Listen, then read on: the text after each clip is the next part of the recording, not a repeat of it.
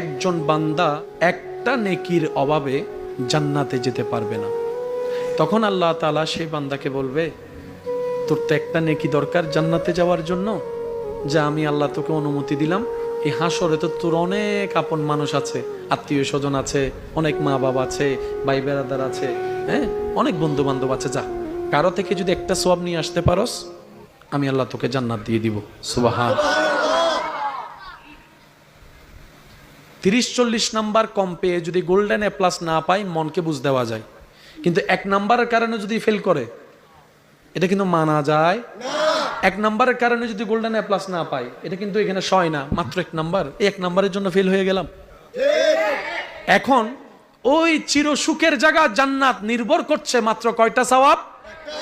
এবার আল্লাহর হুকুমে ওই আল্লাহর বান্দা সর্ব জায়গায় যাবে, যেখানে যেখানে যাওয়ার, যার কাছে কাছে যাওয়ার, যেখানেই যাবে